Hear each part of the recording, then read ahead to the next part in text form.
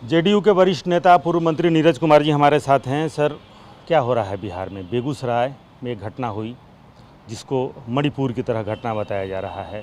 फिर मुजफ्फरपुर में 3 लोगों की गोली मार करके ताबड़तोड़ गोलियां चली अपराधियों ने और 3 लोगों की हत्या कर दी। घटना चुनौतीपूर्ण होता है, चाहे कोई भी घटना हो, लेकिन इसको मणिपुर की घटना से अगर कोई जोड़ रहा है तो मानसिक दिवालियापन मैं मान सकता हूँ।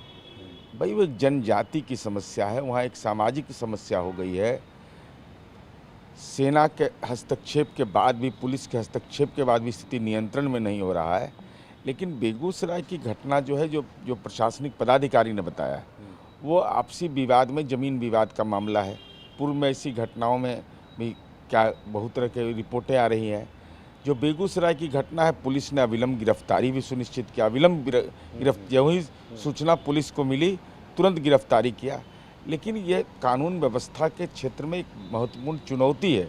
और हम कानून के राज का मतलब यह नहीं होता कि अपराध निर्मूल हो जाए, लेकिन कानून अगर है तो कोई उसको बचाने वाला नहीं मिले। अगर कुकृत्य कर रहा है, पाप कर रहा है, तो उसको अविलंब कार्रवाई होना चाहिए। बेगूसराय की घटना हुई है, चाहे कानून की जो भी धारा हो, और बिहार का तो ट्रैक रिकॉर्ड है कि पोस्को जैसे एक्ट में हम लोगों ने त्वरित सुनवाई करके उसको सजा तक पहुंचाया है। एक के बाद एक जब घटनाएं होती हैं तो ये कहा जाता है कि अपराधियों के हौसले क्या बुलंद हो रहे हैं, क्योंकि सरकार राजनीति में ज़्यादा वक्त या उनका समय जाया जा रहा है, तो इस वजह से कहीं शासन प्रशासन से पकड़ तो ढीली नहीं हो रही है। कानून व्यवस्था नियमित निगरानी की चीज़ है। सरकार लगातार निगरानी करते रहती है। अगर निगरानी नहीं करती तो इसका बेगूसराय की घटना हुई, तुरंत गिरफ्तारी कैसे होता है? इसका मतलब पुलिस पदाधिकारियों ने तुरंत उसको संज्ञान में लिया।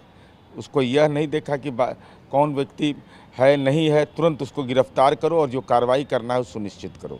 जहाँ तक मुझे बेगूसराय के बारे में जानकारी है, प्रशासन ने तुरंत मुकम्मल कार्रवाई सुनिश्चित, गिरफ्तारी भी हुई है। लेकिन मुजफ्फरपुर का मामला अगर सामने देखें, बड़े कारोबारी थे आशुतोष शाही, और अपने वकील के यहाँ बैठे थे और अपने बॉडीगार्ड्स के साथ थे। 3 लोगों की गोली मार करके हत्या कर दी गई। ये कारण क्या है, इसकी जानकारी जब तक मैं प्रशासनिक पदाधिकारी से नहीं लूँगा तो मैं अद्यतन बता नहीं पाऊँगा। लेकिन अपराध तो हुआ और बड़ी घटना। अपराध हुआ, कार्रवाई भी हुई, ये दोनों एक साथ। अगर अपराध को दिखाया जा रहा है तो कार्रवाई को भी दिखना चाहिए। ऐसा नहीं कि कार्रवाई अगर नहीं दिखने से होता है कि समाज के अंदर में संदेश नहीं जाता है कि मुकम्मल कार्रवाई हुई, तुरंत कार्रवाई हुआ, जेल गया, कानूनी प्रक्रिया के तहत उसको सज़ा हुई। तो ये सारी प्रक्रियाएं को नियंत्रण में करने का एक तरीका यह भी है कि मीडिया अंतिम स्थिति तक भी संवाद स्थापित रखे। अच्छा, मुजफ्फरपुर वाले मामले में ये कहा जा रहा है कि जहां 2020 में मुजफ्फरपुर के पूर्व मेयर समीर सिंह की हत्या हुई थी, उसी के दायरे में हत्या होना तो एक बड़ी सुनियोजित साजिश। देखिए, उनका तो जो पूर्व में जो मेयर थे उनकी हत्या हुई थी ज़मीन के कारोबार में। अब इनका क्या कारोबार था नहीं था, मुझे इसकी मामले में ये आरोपी थे और जमानत पर हैं, और एक मछली मंडी की जो ज़मीन है करोड़ों की, उसी का विवाद इसमें सामने आ रहा है। क्रिया प्रतिक्रिया में अपराधी जो सुपारी कीरल होते हैं, जो उसी का इस्तेमाल किया होगा। क्या किया है नहीं किया है तो प्रशासन तह तक निकाल लेगा उसको खोज कर। तो ये जो सुशासन और कानून का राज कहा जाता है, ये है या इसका दावा अभी भी मजबूत है? नहीं, क्यों, इसमें क्या परेशानी है भाई? गवर्नेंस का मतलब क्या होता है? गवर्नेंस का मतलब अपराध निर्मूल नहीं होता है। अपराध करेगा कोई, उसको बचाने वाला कोई नहीं मिलना चाहिए। कोई राजनीतिक रसूख का, कोई धर्म और जाति के आधार पर बिहार में किसी को हिम्मत नहीं है कि बचा लेगा किसी को कोई। तो कार्रवाई होगी, कार्रवाई निश्चित। अब दिन में कुछ घटनाएं होती हैं तो प्रधानमंत्री से लेकर के गृह मंत्री तक का इस्तीफा मांगने लगते हैं सत्ताधारी पार्टियां, लेकिन अगर बिहार में कोई घटना होती है तो फिर सन्नाटा, चुप्पी छा जाती है। बिहार की घटना को अब मणिपुर की घटना से लोग जोड़ रहे हैं। ये दुर्भाग्य, मानसिक सोच का दिवालियापन है कि बिहार की घटना जो है ये आपराधिक घटना है, लेकिन मणिपुर में एक खास समुदाय के लोग मैदानी इलाके से भाग रहे हैं, वो चल पड़े पहाड़ की ओर।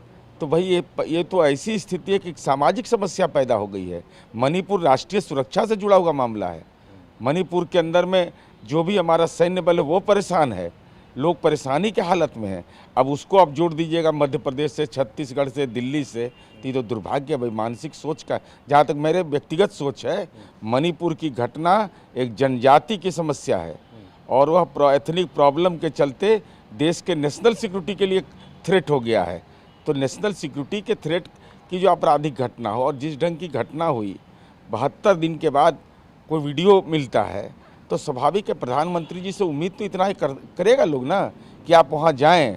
36 सेकंड पूरे वीडियो में उन्होंने मात्र चिंता व्यक्त किया, मात्र 36 सेकंड लंबा उनका बयान है। तो लोग को लगेगा, एक बार भी यह नहीं कहा कि मणिपुर की घटना के लिए हम लोगों से सौहार्द की अपील करते हैं, शांति की अपील करते हैं, खुद जाते हैं वहाँ, तो एक बड़ी पहल होती है।